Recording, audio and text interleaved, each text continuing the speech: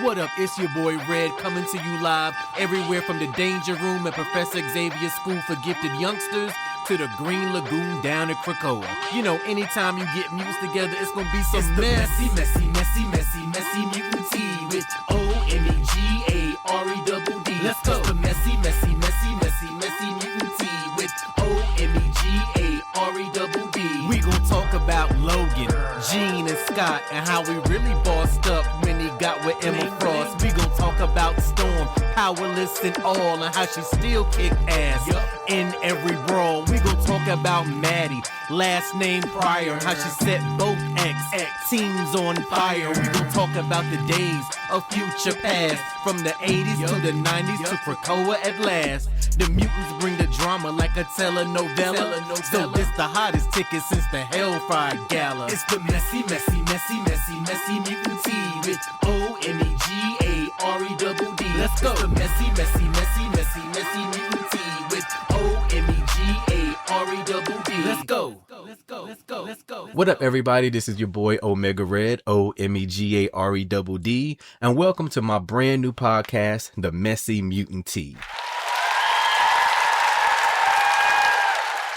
A funny, informative, and shady read-through focusing on some of the Uncanny X-Men's most messy moments. With over 60 years of action, drama, and relationships, we have a lot to talk about. From Mohawks, Morlocks, and Madeline Pryor, to Mutant Islands, Messiahs, and Moira McTaggart's secret that changed everything. Buckle up, X-fans, we're in for a wild ride. Now, a little bit about me. Why do I call myself Omega Red? It's not because I have a brand new podcast talking about one of my greatest passions in life, the X-Men. It's also because I'm a rapper. I have been rapping and making music since I was about 14 years old. And I knew that when it was time for me to actually start spending money to go to the studio and performing at open mics and festivals and showcases, I needed a name that stuck, that just described everything I was about. So I remember one day I was at my dad's house and I had a Generation X comic on my nightstand, and it was Generation X issue 10 where they fight Omega Red. And on the cover, Chamber is fighting Omega Red and he's wrapped up in the coils, and it just has Omega Red at the bottom in these bright red and white letters. And it just something just hit me about that name, and I was like, that's it, Omega Red. It just stood out to me. It was like a light just shone down from the heavens on the name that was on the cover of the comic.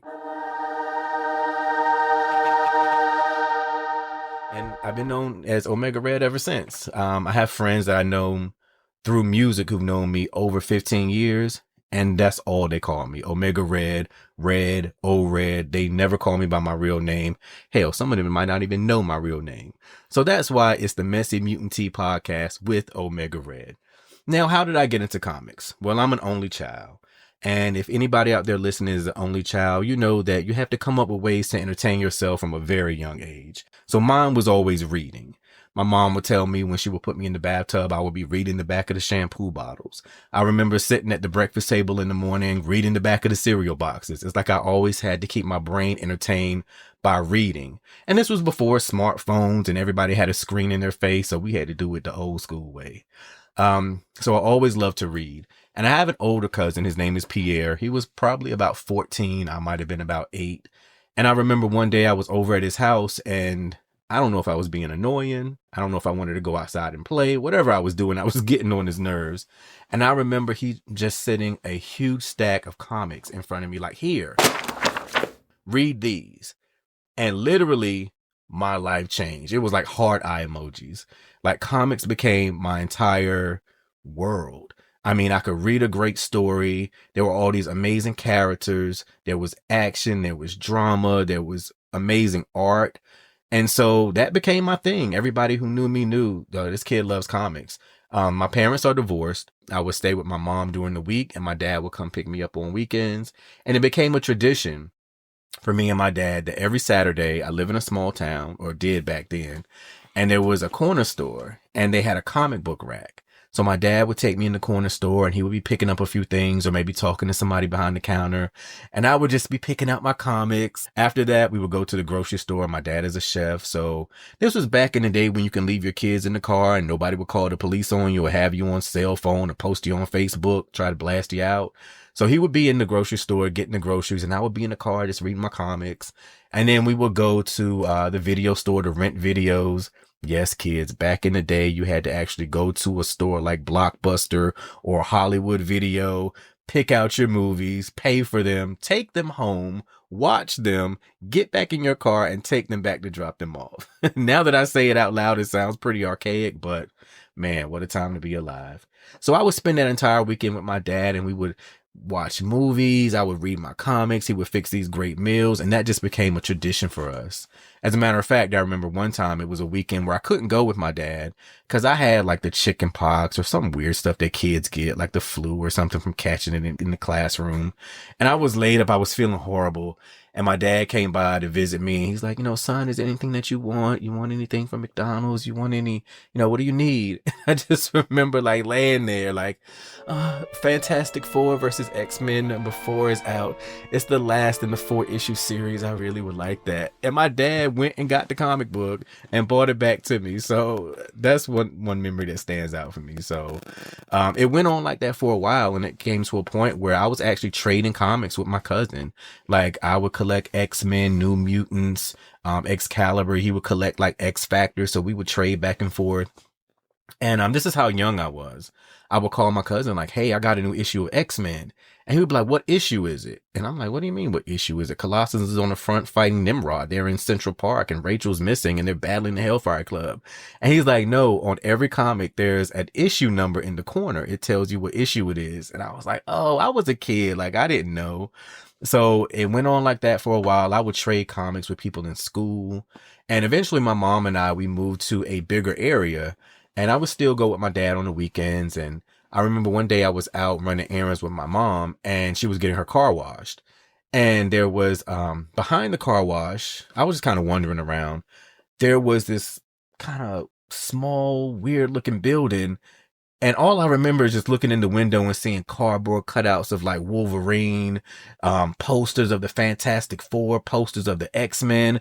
And I'm like, what is this? And above it, it had the name and it had comic book shop. And I'm like, are you telling me that there's a shop that sells nothing but comics?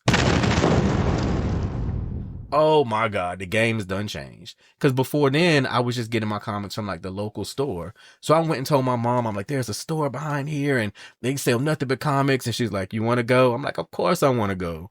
And so I remember her driving me up and I walked in the comic book store and heard that little bell ring over the door. And that was it for me. It was a wrap. I mean, anybody who's a comic book store aficionado knows there's just a slight mystique about the comic book store. There's a slight layer of dust on everything. There's a slightly eccentric person behind the counter. It's just like almost puts you in a trance, like going through all the back issues and the long boxes. And the comic book store may be full of people, but everybody's kind of in their own little zone, doing their own little thing. It's just as like, it's a whole experience. For the past 15 years or so, I've collected digitally just because I was literally running out of space for the books. I didn't have any space at all. And so, but I do go to the comic book shop, once in a while just to kind of get that mystique because it's a whole experience. So ever since that moment when I was with my mom, every dollar I got for allowance, every dollar I got for birthdays, Christmases, whatever, went to the comic book store because I was catching up on all the back issues that I knew nothing about. And anytime I would get in trouble, which wasn't very often, I'm a Libra. I'm very zen. I like peace, love, and tranquility. I don't want no problems. Don't start none. Won't be none. But anytime I would get in trouble, my mom would be like, that's it. You're not going to the comic book store. And I would be like, no, you don't understand. It's the fall of the mutants. The X-Men are fighting the Freedom Force in Dallas, and Ford is trying to fight the adversary and close the portal, and Storm's trying to get her powers back. I have to know how this ends. So I made sure just to keep my behavior on the up and up, baby, because I had X-Men I had to keep up with. So I came into comics during the time of Chris Claremont. And anybody who is an X-Men fan knows if you were blessed enough to come into comics under the pen of Chris Claremont, baby, you were being fed. Do you understand me? I watched a documentary last night on Chris Claremont. I had seen it before, but I just wanted to refresh. And it reminded me that originally he wanted to be an actor. And it makes total sense because I'm an actor as well. I've been in a few little things, but that's a whole nother podcast for a whole other day. But the first thing you do when you think about a character is you come up with their entire backstory. You come up with their motivations, their wins, their losses. Like, are they an only child? Are they a middle child? Are they the youngest? What's their zodiac sign? Like, what do they need in life? What do they want? What motivates them? What drives them? You flesh out an entire human being. And when you think about it, that's what Chris Claremont did as he wrote these characters. They became more than characters. I mean, there were pages, of characters with thought bubbles and, boxes of dialogue where we knew their internal monologues and what drove them. It just was an entirely different experience than comics now. And I understand how comics now, that style of writing may not fly too well. I mean, I'm with everybody else. My attention span these days is like 3 seconds. So I get how having a comic that packed with information and that rich really wouldn't fly with readers right now, but I do miss those days because it was an experience. So needless to say, I became the go-to friend for comics. Anybody who knows me knows, I got a question about comics, let me ask him. And so one of my friends, Terrence, we were on the phone one day, and Terrence likes comics. He knows about comics, but he don't know about comics like I know about comics. So he'll hit me up with questions from time to time, like, what's going on with Krakoa? Or I heard the X-Men can't die now. And so we were on the phone one night and I was explaining something to him. And when I'm explaining something to people about comics, you might as well sit down. It's going to be about 30 minutes. I'm going to send a whole dissertation. I'm going to send screenshots. I'm going to send comic book panels. You're going to know everything about what you asked about. And so when I finished explaining what we were talking about, he just was like, man, you need a podcast. You need a podcast. You need a YouTube channel. You need something because the way you broke that shit down, I understood everything you were talking about. So I'm like, well, great. Now more work. I have a lot of irons and a lot of fires. I'm an actor. I make music. I wrote a book. But comics is something I love to talk about. And it's a passion of mine. So I was like, okay, sure. Let's add a podcast to the list of things to do. So a little bit about the title. I was watching X-Men 97 with one of my homeboys. And he was like, man, I want to watch it with you because I know you're going to know all the context, all the backstory. And I was pausing it and I was explaining different things to him. And he was like, I had no idea the X-Men had all this mess going on with them. I didn't know they had all this drama going on. And that was just after I explained Scott, Madeline, and Jean. So that's what inspired the title, the Messy Mutant Tea, because the X-Men always got some mess going on. So originally when I had planned to record this first episode, I was going to give Terrence a shout out, like, thank you for, inspiring this idea. I really appreciate it. And, you gave me the idea to start this. But as luck would have it, we actually have Terrence here with us today, and he has been sitting here patiently listening to me ramble for like the last 11 minutes. So Terrence, say what's up to the people. What's up, world? How you doing, man? Yeah, I'm glad you could be here. We had originally, Terrence lives in another state, and we see each other maybe once or twice a year. So we try to plan to get together. And when he said he was coming to where I live, I was like, well, you know what? This would be a perfect time to record the first episode of the Messy Mutant Tea podcast. So, Terrence, tell us a little bit about like your history with comics, how you got into it. What's your comic book history? Because I done told everybody mine. Well, first off, man, thanks for having me up here, man. This is a big step, and I'm glad you took that step. Thank you. About me and my history, I'm gonna be real with you. I wasn't really a comic book reader growing up, but my dad put me on to the animated series in the 90s. He was mainly into Wolverine, so that's how I kind of got introduced into the comic. And, he was like, man, that's a bad boy, T. That's a bad boy. I'm like, really? I'm like, let me check it out. So Fox Kids every Saturday, man. I couldn't wait, man. And then I would go to school and just like talk about it with friends. Right. And, hey, you know about this mutant here? And there is a show, I don't know if you remember, it was called Generation X. It was a TV movie. It was a TV movie. Yeah. I think it was a pilot that was supposed to turn into a film, which it eventually did, of course. But I saw that, and for some reason, it always stuck with me because that's kind of like the turning point. Like, dang, I want to be a mutant. Oh. So as a kid, I was into like supernatural stuff. Okay. And so that kind of just fell into the realm of Right. just weird things and Mm-hmm. inhuman type Mm-hmm. characters. So I was like, man, I want to be a mutant too. So, and I was a real quiet kid. Right. So I was like 10, 11 at the time. Mm-hmm. So I'm like, man, if I go to school and say, hey, I'm a mutant, You're like, gonna get suspended. I was like, I want to be like Wolverine, but like different color This eyes. kid has a knife in his backpack. Get him out of here. Yeah, so that was my character. So I wanted to be like some kind of like a Wolverine-like character, but with like different type of colors coming out of my eyes. It was weird, but but it was cool, man. And yeah, and that was the rest of was history from there. So your introduction was through your dad through the '90s Fox TV show, the cartoon. Okay, now that's two things you told me about your dad. Well, I'm pretty much thinking he's the coolest guy because you told me last night he loves Mexican food. Yeah, and now he put you on the comics. Oh yeah. So it's maybe I need your dad on the podcast because he sounds like he all right with me. You won't shut him up, man. Okay. You can't shut him up. But a lot of people, their introduction to the X-Men was that '90s cartoon, and I can't be mad at that. By the time that came out, I just was like, oh my God, I never thought I would see X-Men in any form of media. Once in a while, they would be on this show called Spider-Man and His Amazing Friends. Do you remember that show? Mm-hmm. So X-Men had like maybe 2 or 3 episodes where they were on that. And I mean, I was eating it up, anything I could find with them in media. Then they had a cartoon called Pride of the X-Men. Have you ever seen that?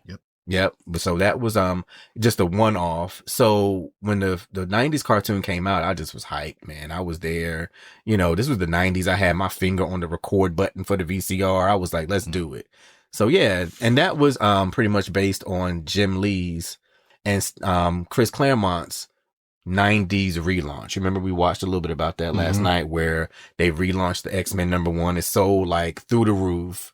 And that's where you get like ninja version of Psylocke. You get, Rogue in the green and gold costume. You get Storm and Cyclops. They kind of took it back to the basics. Which we learned last night in the documentary Chris Claremont's X-Men was an executive decision. And so that's what dissolved Chris Claremont's relationship with Marvel. They just wanted to push numbers, which I mean, it's a business like anything else. But shout out to Chris. Yeah, oh my God. Chris Claremont is the GOAT, man. Like y'all gonna get tired of me because I came into comics during the era of Chris Claremont, like I said. And like when I came into comics, Scott was married he met Madeline. I didn't even know who Jean Grey was. Scott was the leader. It was a powerless Storm. It was, Rogue, Shadowcat, Nightcrawler, Colossus, Wolverine. Magneto had been brought in, to kind of lead the New Mutants. So it was during that era. And then when I started getting back issues, I learned about everything else that had gone on before that. But yeah, Chris Claremont, man. And it just made so much sense when they said in a documentary last night, he wanted to be an actor. The first thing that my acting teacher tells us when we get an audition or we get a character, you need to do your character background and you need to know everything about that character possible. You need to know that character better than you know yourself. And that's definitely how he wrote the X-Men. And that's why I feel like so many people have a connection to that era. And there have been other eras that I've thought have been great as well, like the Utopia era. Where Scott was on Utopia and baby Scott had to put the whole mutant race on his back. And that's when he was with Emma and she was right by his side because they just wanted to be left alone. And then of course, Krakoa. Oh my God. I'm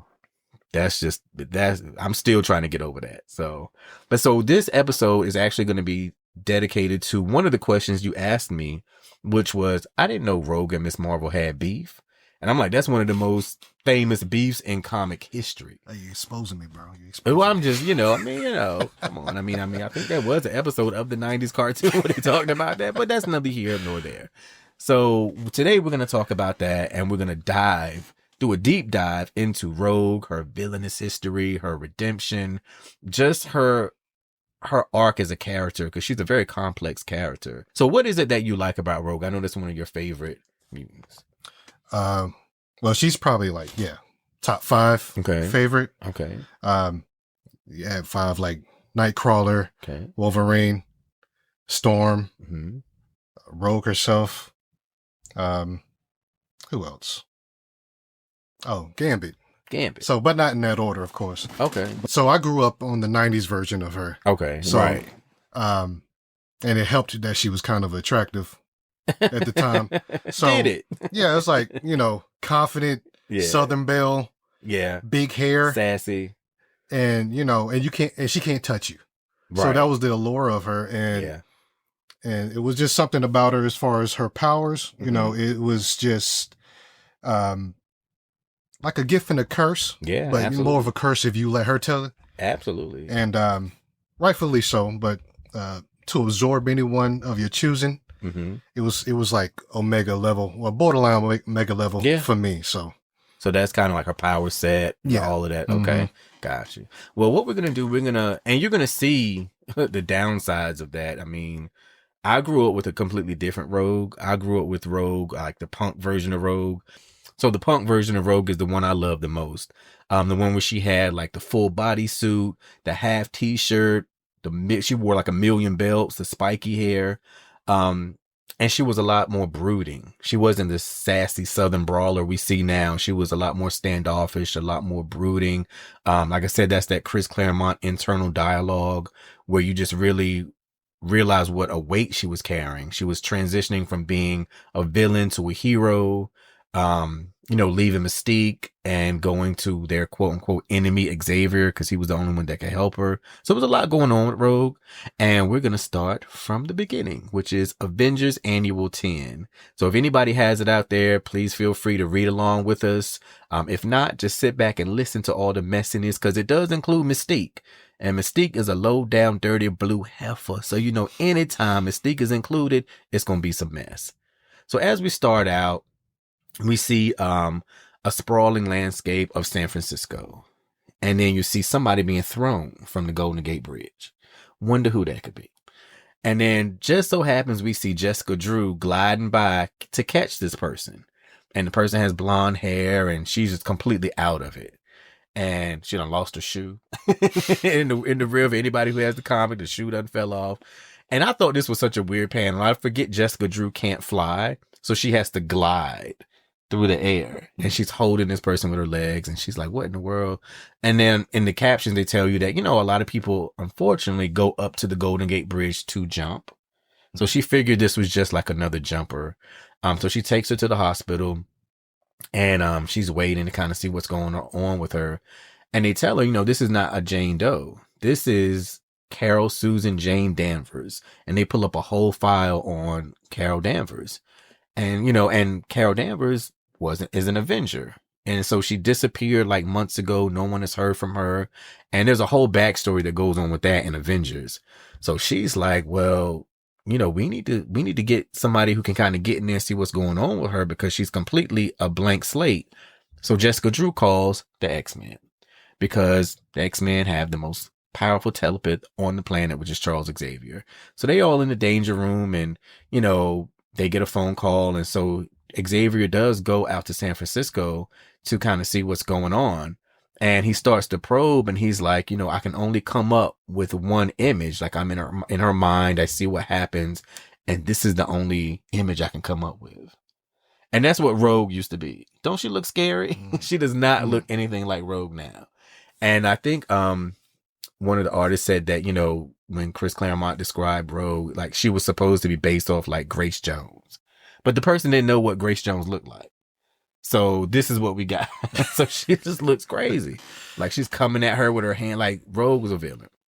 So then we cut from that to chapter 2, which is Captain America completely getting decimated. Somebody is doing him in. Wonder who that could be. Rogue. And this is like the scene in X-Men 97 was a callback to this. Remember when she went to visit Captain America when she was on her rampage after Remy died? And then he wouldn't help her. He was trying to convince her to stop. She took that shield and threw it in the mountains. So they do have a history, but they also have a good history as well because years later, Rogue was actually the leader of the Avengers Unity Squad, which was the book Uncanny Avengers, which it was Avengers team mixed of Avengers and mutants. So she was the leader for that for a while. So, they made amends.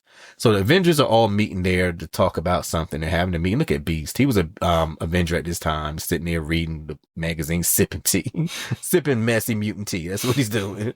And Crash. Captain America comes flying through the window. And they like, he said, goodness gracious. That's what Jarvis said. So then we cut to Tony Stark, who's at Stark International, doing some tinkering on his Iron Man armor.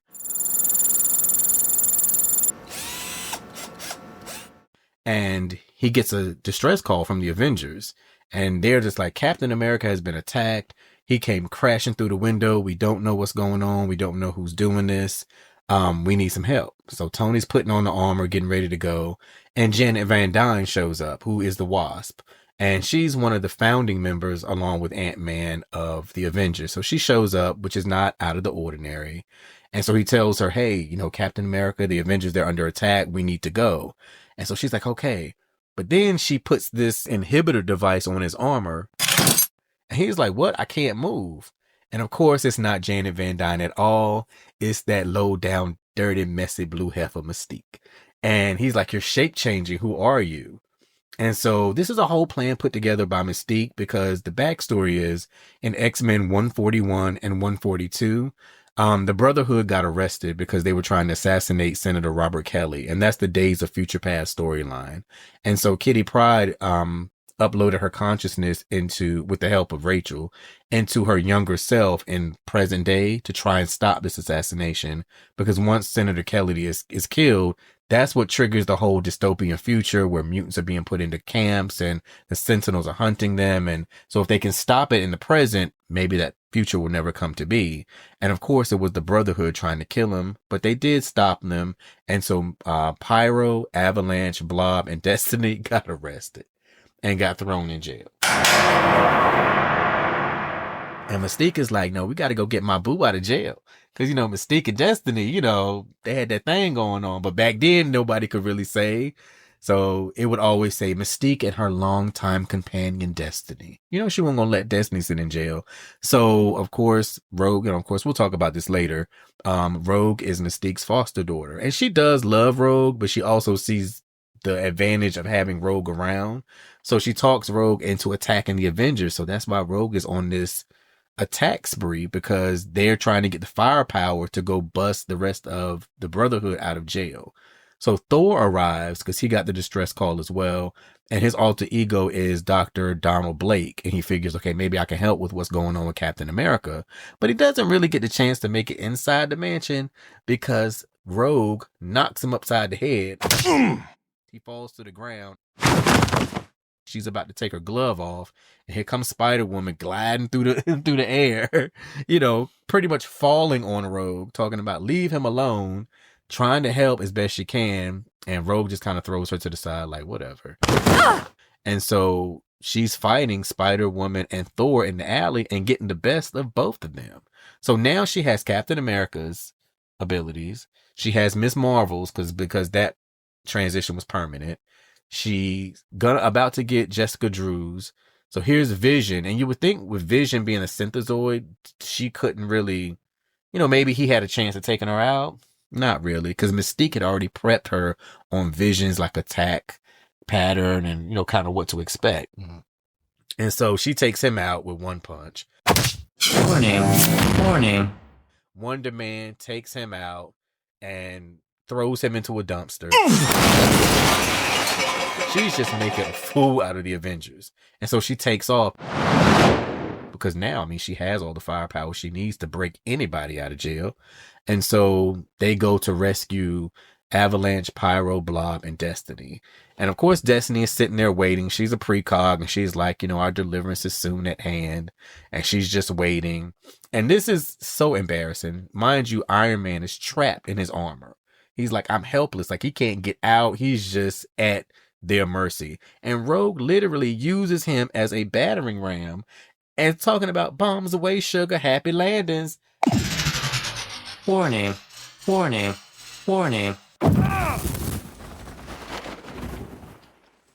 You bitch. Like, that's so humiliating. He's like, I'm helpless. This is so embarrassing.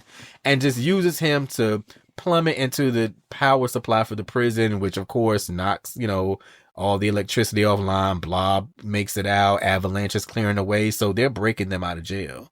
But just in the nick of time because the Avengers show up. and they put up another fierce battle. Like, I always kind of looked at the Brotherhood of Evil Mutants, which later became Freedom Force, as kind of like a joke. You know, like, they were villains, but it's like they were villains, but in my mind, they weren't like the top X-Men villains.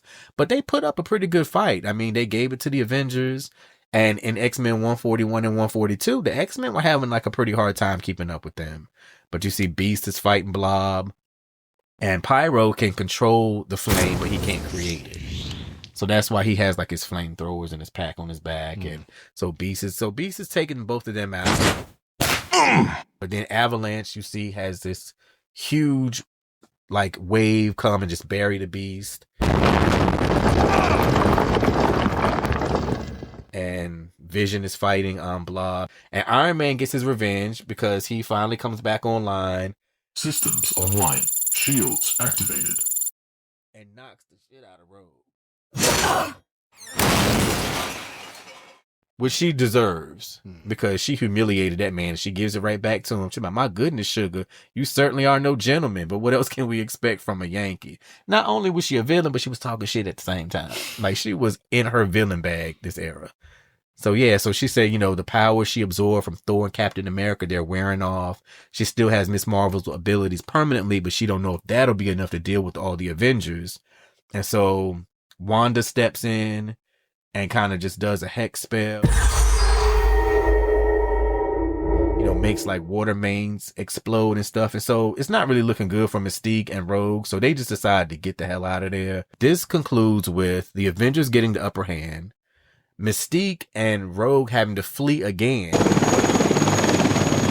the ones that came to bust out of prison are still left there because they couldn't, you know, rescue them because the Avengers showed up and put a kink in their plan. So really that got them nowhere. Blob, Pyro, Avalanche, and Destiny are still left stuck in the prison, and they really accomplished nothing except making enemies out of the Avengers.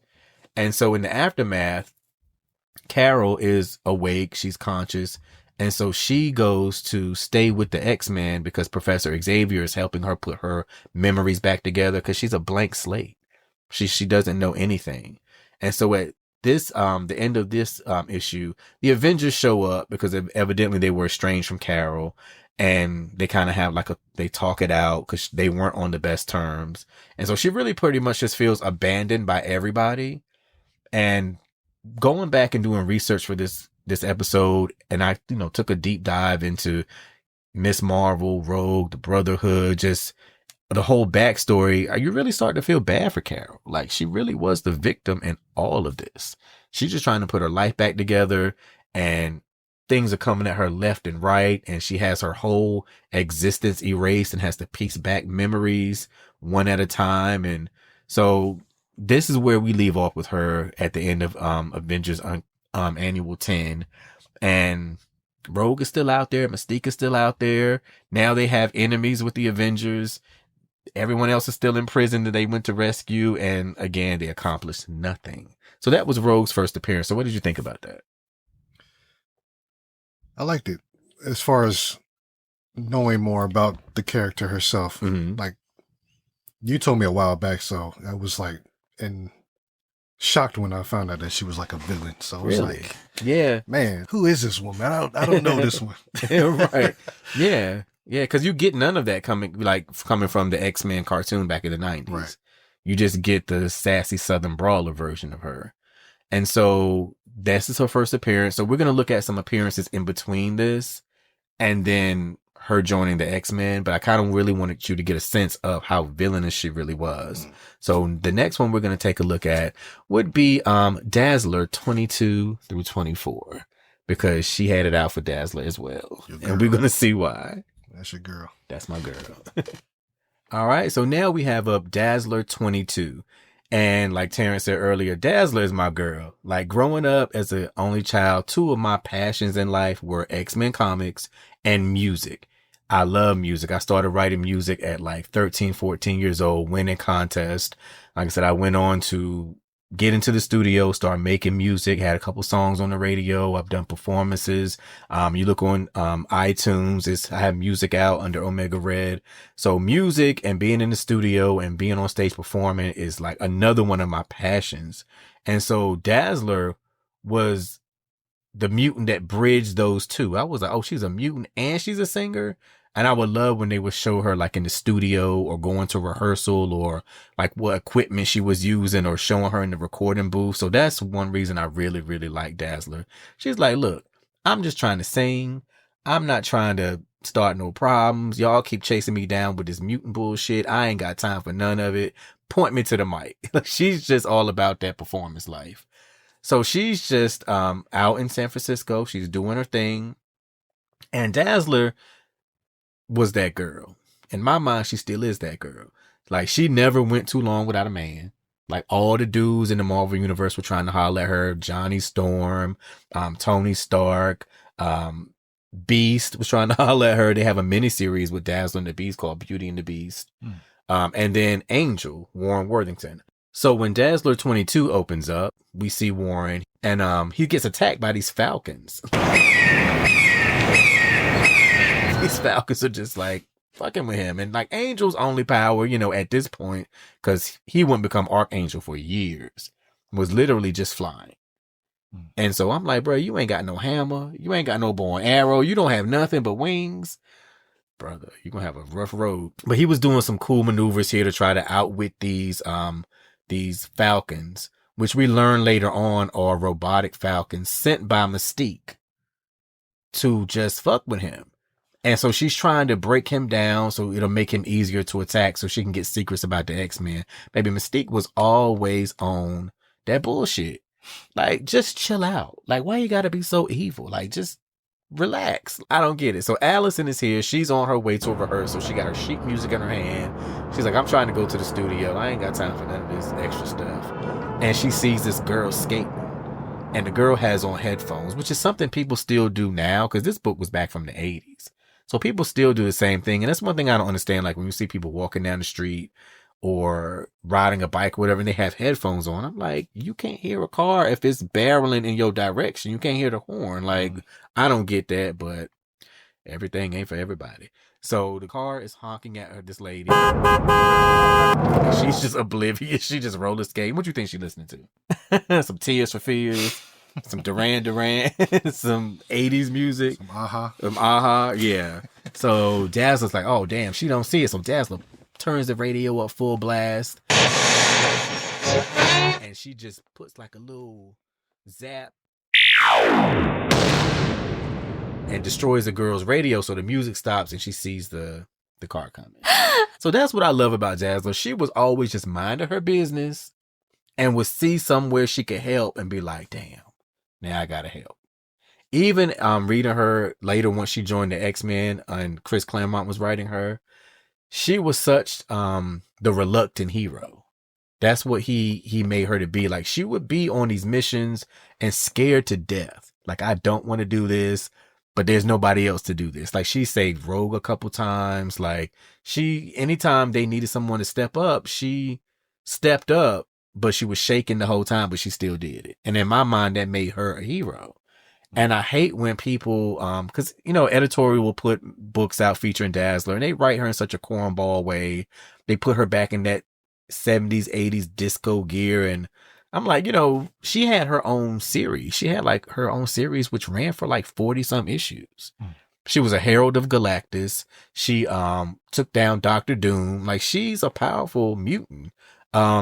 I think she can be an Omega level mutant. In her graphic novel, Dazzler, the movie, it came out that she was a mutant.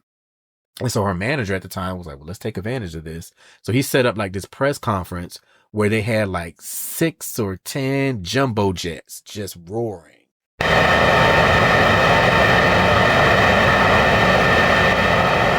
And she absorbed all the sound from those jumbo jets.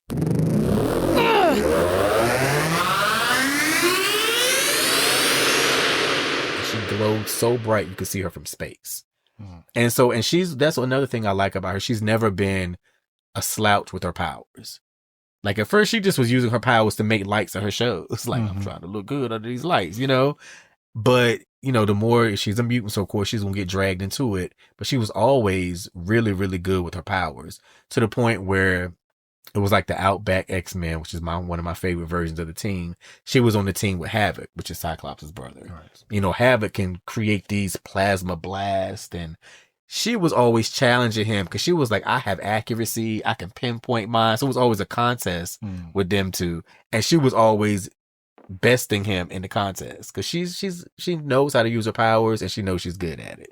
So that's another reason why I've always loved Dazzler. So she's just on her way to rehearsal, and it's New York, so people are honking, and so it's traffic, and so the policeman rolls up to him like, you know, why are you sitting here honking? It's traffic, everybody stop. And so he's like, oh wait, are you Dazzler? Whoa, she's that girl. You know what I'm saying? Like, she just starts. She's like, well, yes, officer, I am. And so they get out of the ticket for an autograph and get a police escort to the studio. So she's in the studio. She's just singing her little heart out.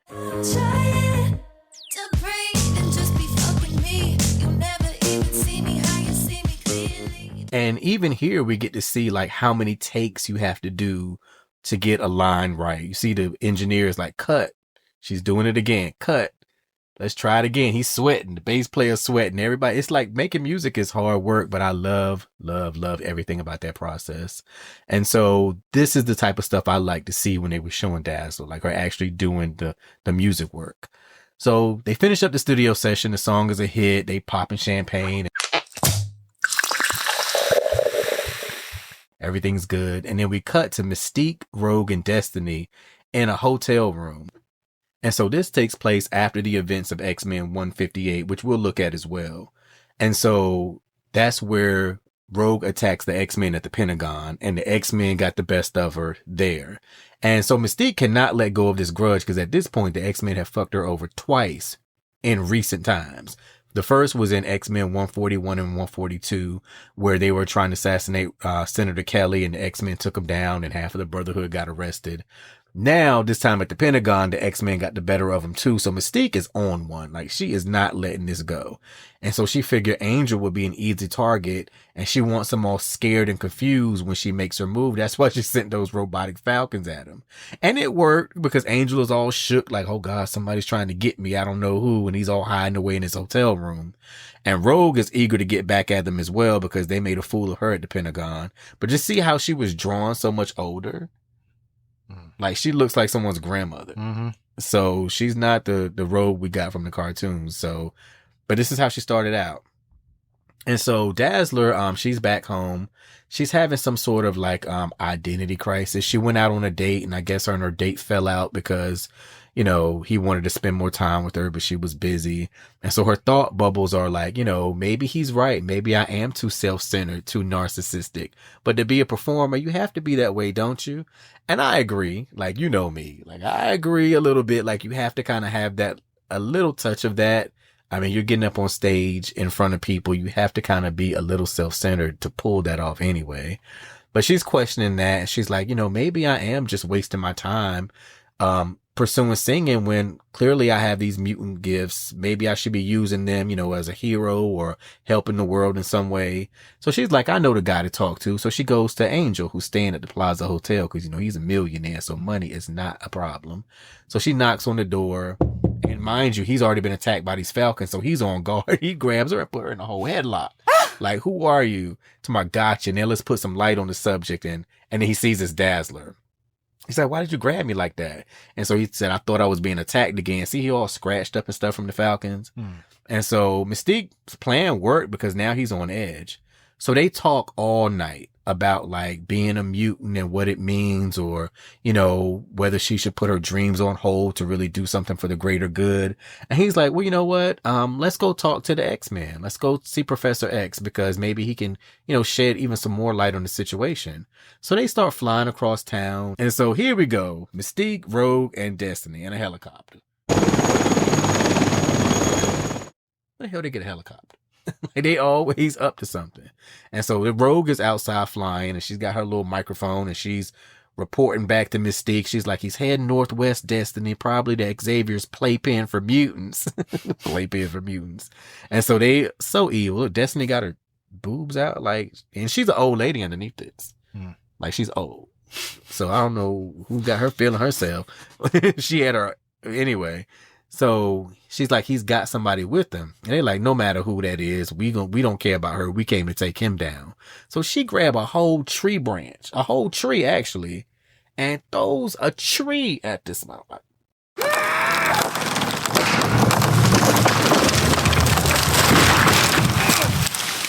You just throw a tree at me. A tree. And this is crazy because years later in Inferno, the Inferno storyline, where Angel is already Archangel, X Factor and the X-Men are fighting each other, you know, because of Madeline. Rogue picks up a tree again and throws it at him. So that must be her thing when it comes to him. I'm just going to throw a whole tree at this motherfucker and see if it works. So he dodges, and Allison is like, you know, what's going on? And so the Brotherhood, well, Mystique, Destiny, and Rogue corner him, and they start, you know, beating up on him. And he's pretty much helpless. Like, they're beating him up. And so Dazzler's standing by, like, watching this. And Mystique transforms into Warren's girlfriend, Candy Southern. And he's all delirious. So he's like, Candy, what are you doing here? And she's like, I came to help you fight these witches. Don't think. And then she kisses him and then kicks him in the crotch. Just to be a bitch. Like, so evil. And so they're literally just humiliating him. And Dazzler's like, I can't stand for this. Like, you know, she's never been one to just stand around and see something going wrong and not want to pitch in. So she put them roller skates. I don't know how the hell she put roller skates on heels, but that's her thing, like skating and singing and see, she blasted Mystique in the face. Kicked Destiny in the stomach. Glow so bright she took Rogue out. Dazzler's always been good with her powers, and she's powerful. So she took all three of them out. They all lay in there dazed and confused. So she tells Angel, look, you're too weak to carry both of us. Just go. And so again, this is her putting other people in front of herself. So he flies off, and then she tries to take off, but Rogue, look, smacks her in the face, picks her up. Now that must be her move. Because that's the same way she threw Carol Danvers off the Golden Gate Bridge. Mm-hmm. It's just to pick somebody up over their head and just throw them. So that's Rogue's move. So she throws Dazzler into like a waterfall. Angel's still fighting him. He's out for the count. And Rogue was about to take his powers so they could find out all the secrets they needed to about the X-Men. I guess maybe to infiltrate the mansion or get back at the X-Men. But Rogue hesitates here because this shows you like how long ago this was and how new she was to the game. This was the first time she was ever about to absorb somebody with a physical mutation. Like his wings. Okay. So she didn't know like what would happen to her. She's like, I've never absorbed the power of anyone with wings or anything physical like that. What if it turns me into some kind of freak? And then Mystique is pushing her like, Rogue, you can't falter now. And she's like, I'll kill him if you like, break him in two, but I can't do this. Cause mind you, she already has Carol Danvers' mind inside her own mind. And she's starting to see the downside of her powers.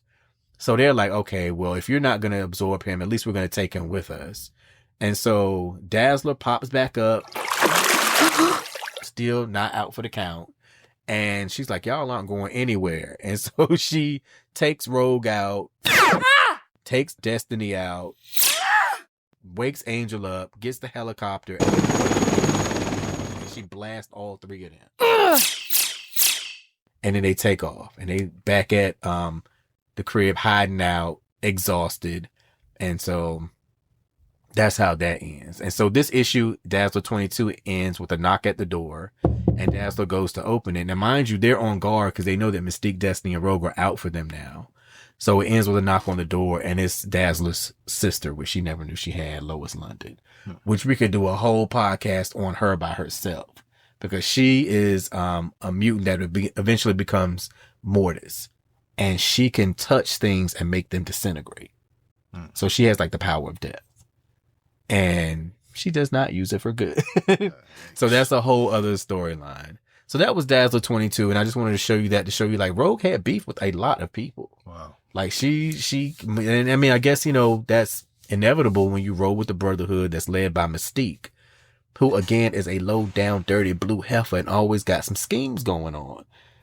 Think you know someone. You think you know someone. And that's her mother figure, you know, Mystique and Destiny. So it's kind of like double-sided where I want to please her because she is my mother figure, but at the same time, how far do I let her use me? Because you see right there, she started to have some like, wait a minute now, I'm about to absorb this guy that has wings. What's going to happen to me? And Mystique is pushing her to do it. So she's like, in the back of her mind, subconsciously, she has to like recognize, okay, Mystique is putting her own agenda above my safety.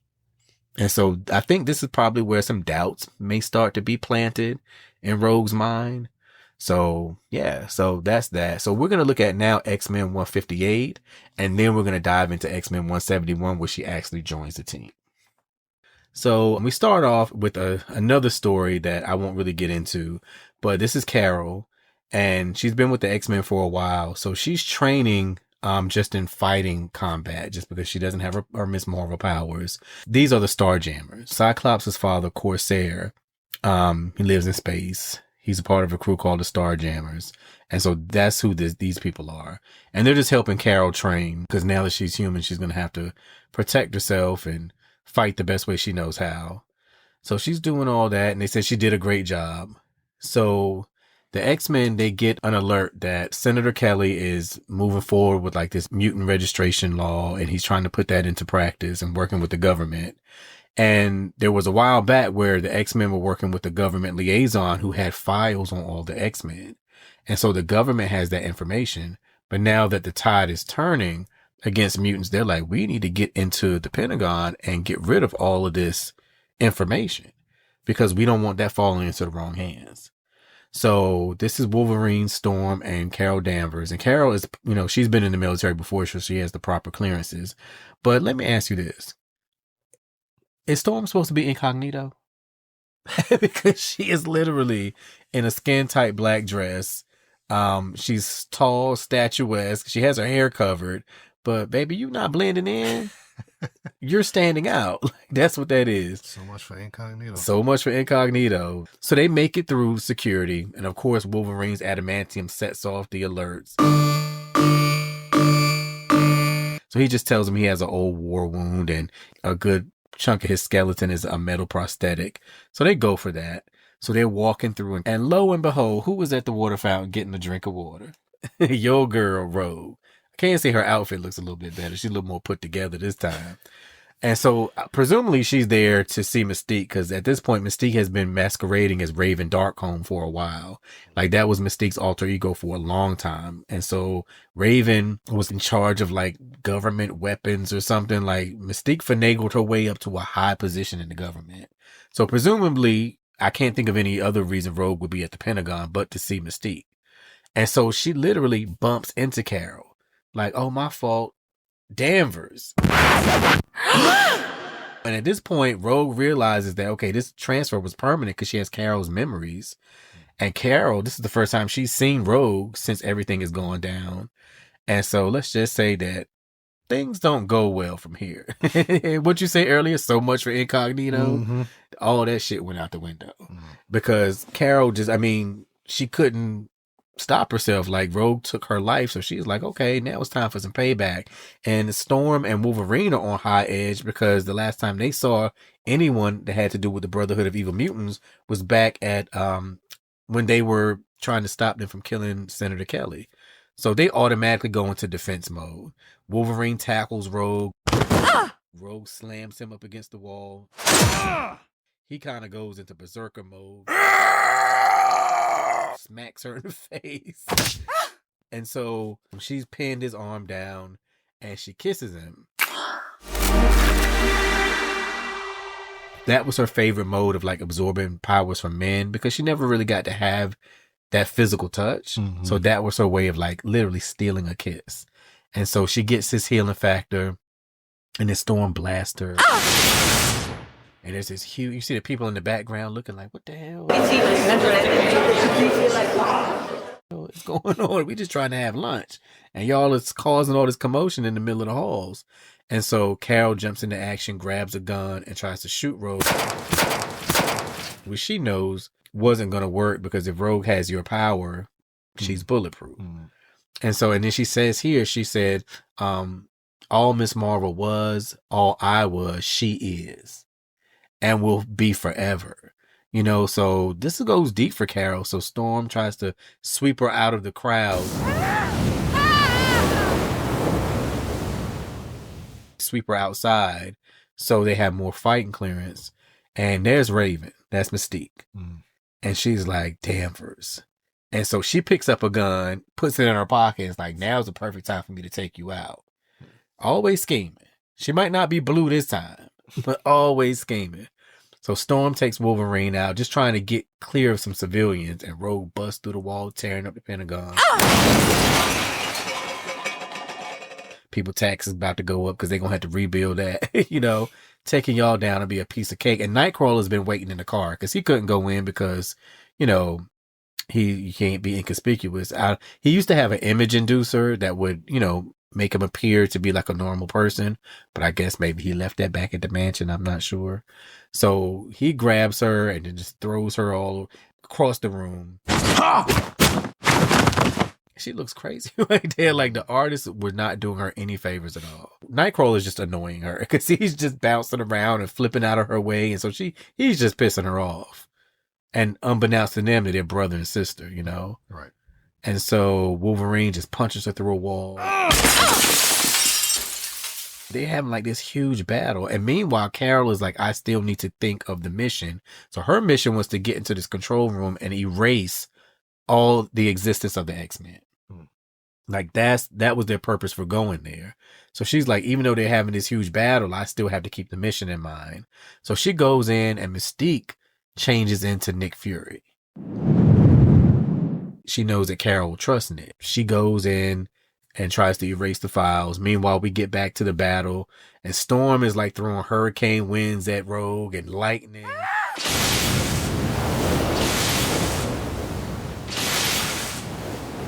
And all she says is, you get an A for effort, Storm. Like, she's really messing with them. And she grabs Storm, absorbs her power. But this is like a little bit of foreshadowing to what we will see later on in a very particular issue of X-Men where Rogue absorbs Storm's power. It's too much for her. Because Storm always has to keep her emotions in check because the weather reflects her emotions. So she always has to be very even-tempered, very even-keeled, and Rogue couldn't handle that. So lightning is flying all over the place, tornado winds.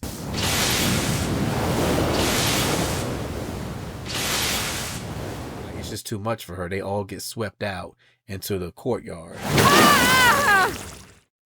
And so Carol, we get back to her. She is in the control room trying to erase the files. And she sees Nick Fury, but she's like, why does he have a gun? Of course, we know it's Mystique. Shoots Carol.